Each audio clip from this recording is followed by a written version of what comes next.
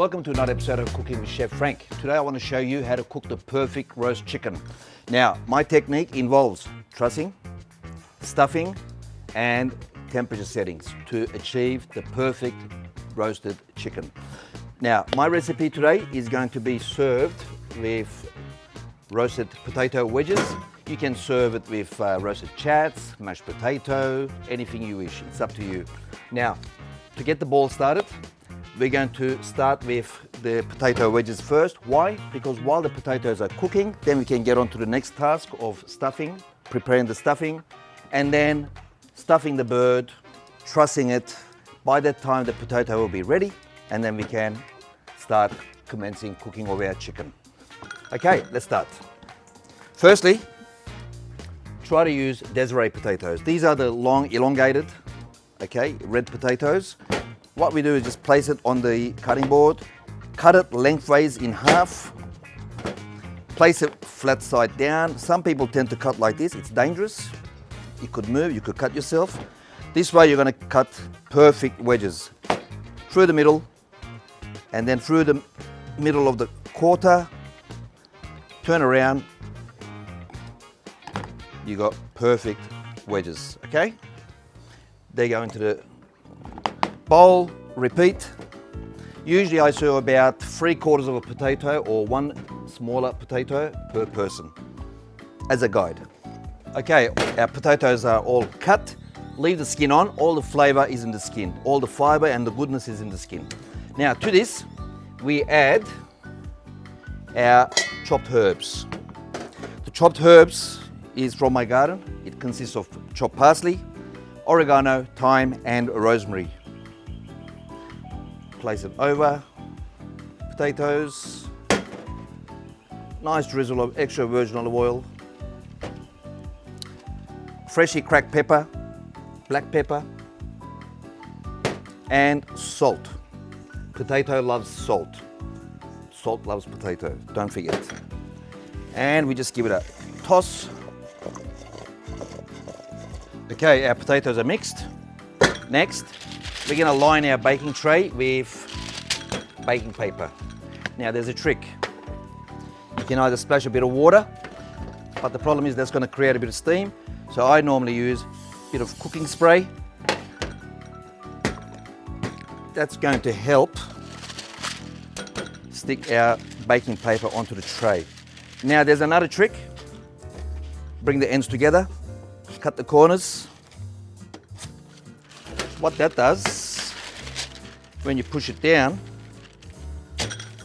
encircles the edges. Great when you're doing mud cake, desserts, as you can see.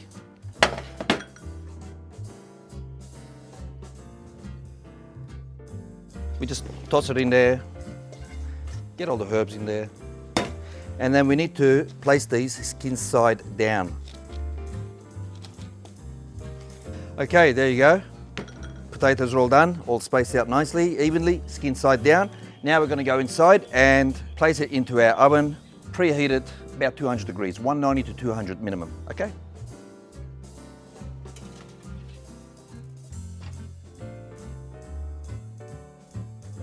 Okay, let's start on the stuffing. Now, what the stuffing does is absorbs all the juices, helps keep the shape of the bird, and also it swells or it expands, okay? And it adds to the flavor of the dish and also the texture of the dish, okay? Now, we start off with about 85 grams of butter for one chicken. So one chicken is also for about 3-4 slices of fresh or stale bread. Don't use the ready breadcrumbs, please. Make your own breadcrumb, you'll see the big difference. Okay, butter goes in. The butter's in. Next, the onions.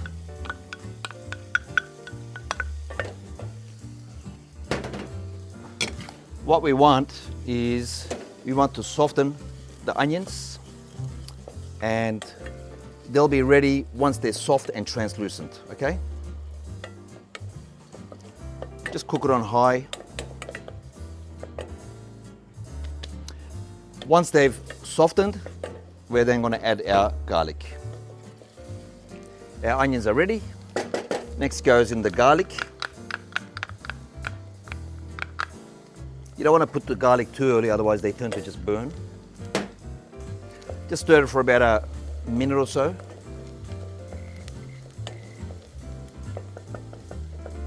Just to get the rawness out. Next goes our breadcrumbs, about 2 cups, I would say. At this point, turn down. And all we want to do is stir it occasionally until the mixture has dried out a little. All the goodness and flavor comes from the butter. And if you add to the butter the pan juices or the juices of the chicken while it's roasting, it just takes it to another level. Okay, our stuffing mixture is cooked enough. We now turn it off. In goes our seasoning, salt to taste,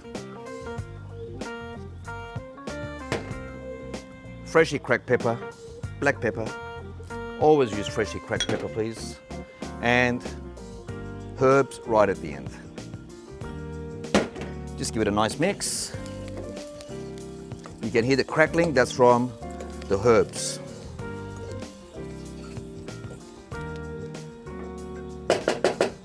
Done. Okay, now we're gonna go onto our chicken. Here I have butcher's twine, about 1 meter. Just cut a little bit off, about 20 centimeters or so. So about 1 meter of butcher's twine. What we're gonna do is we're gonna tie up the chicken, but before we do, we're going to stuff it. The traditional method, unfortunately, put the wings back, and the finished product, once it's trussed, it actually looks like that, okay? Now the problem with this is the skin of the breast peels back, exposes the flesh and overcooks. And secondly, all the legs are compressed. Now the legs are the red part, the red meat, which tends to cook, takes longer to cook. And when it's pressed, heat's not gonna go in through there. And the finished product is gonna be either undercooked or it's gonna be perfectly cooked, but then the breast is overcooked, and most importantly, it's gonna be soggy. Now the method I'm gonna show you is much, much better and more effective. But before anything, please always wash and inspect your chicken, okay? Wash it, and once it's washed, dry it. Pad dry with a paper towel, kitchen towel, okay? Now, first thing we need to do is we need to remove the wishbone. To remove the wishbone, you place the breast facing up. You put your thumb in the cavity there, V-shaped cavity, and you can feel a bone right at the edge of the breast of each side. So you just cut inside of it. Little score, and then your thumb and your finger find the joint. There you go. Okay, why we remove that is so when you get to the carving stage, when you need to carve it or remove it, it just makes it more nicer and much easier to carve. Next, grab yourself a vessel like that, any type of jug or a container, just so it holds the chicken in place so you can stuff it. Okay.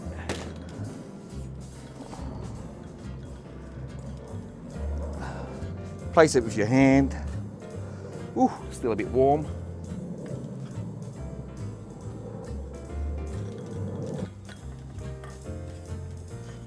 Now, once it's stuffed, you'll see the difference. The bird's already going to be plump, nice and bigger.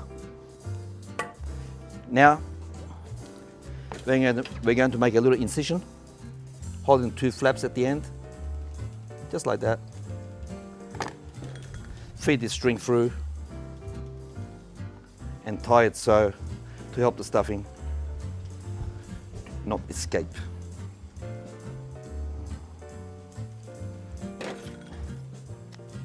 Snip excess. So place the string under the bird, under the armpits, pull the skin over the throat cavity, neck cavity, pull it evenly, and then what we do is make a loop 3 times. Why 3 times? I'll show you in a sec. So it doesn't slip. See, it doesn't slip.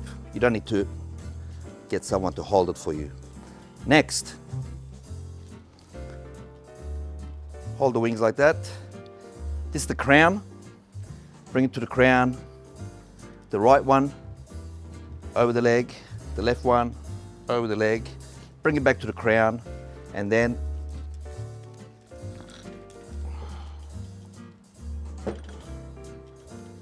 nice and tight. Again, 3 loops.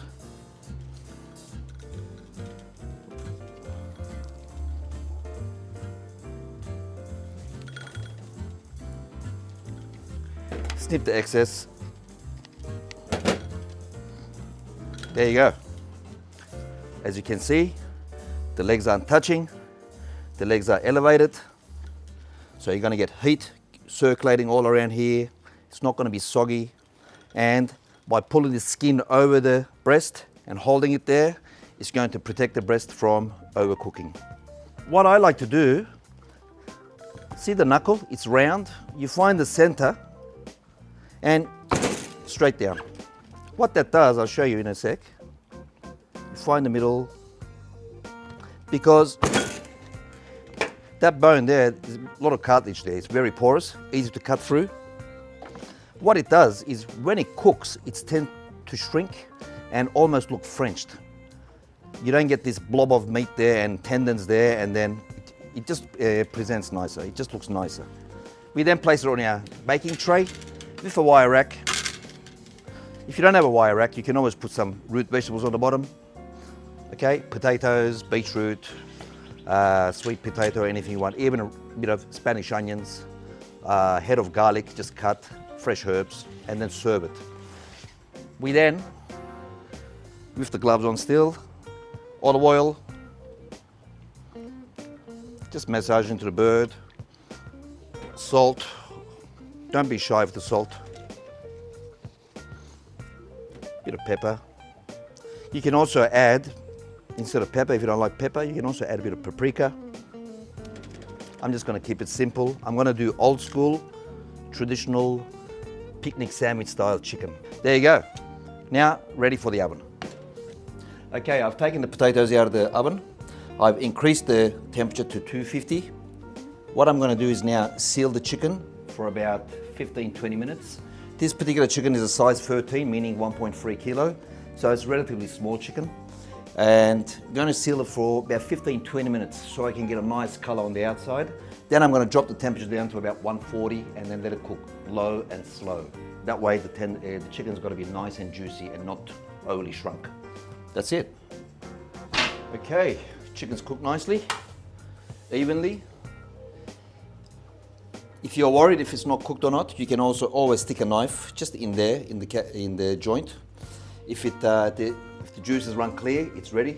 If you have a thermometer, stick a probe in there, okay? Because that's the area of most concern. It's going to take longest to cook. If it's over 65, 70 degrees, no problem, okay?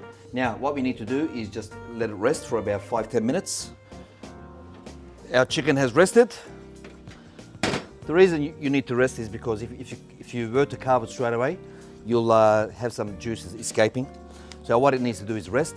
By resting, the juices, the proteins contract, all the juices end up in one area. When it rests, it evenly distributes. So now what we're going to do now is remove our twine. We'll remove the cavity first. There you go.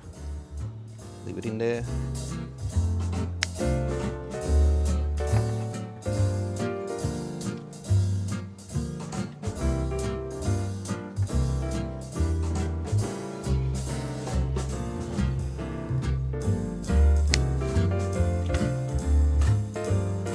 Now, chicken this size would normally feed 4 people.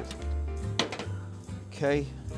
By cooking on a rack, the back also cooks too because the heat actually circulates around the bird. Now, what we want to do now is carve. So, I'll remove the parson's nose, which is the tail fat. Cut in half.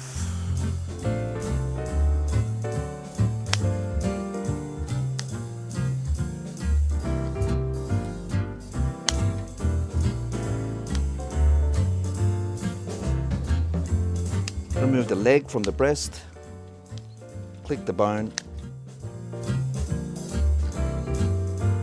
It's one.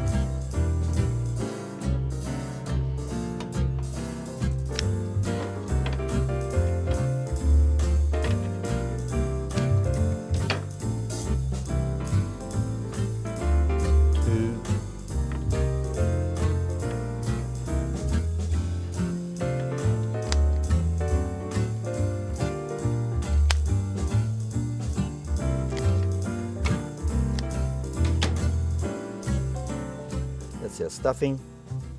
Arrange your wedges. Look at that.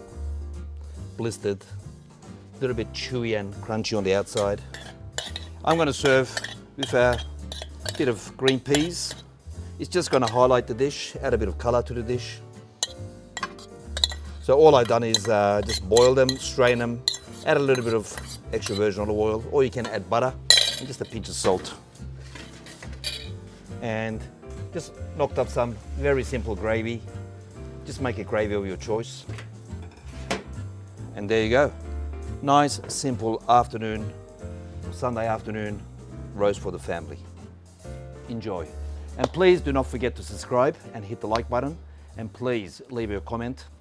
And if you have any suggestions for in the future, or even with this particular dish, please leave a comment. Or if you have any recipe ideas you want me to maybe have a attempt, please leave a comment below and we'll do our best to attempt. Thank you so much. See you next week.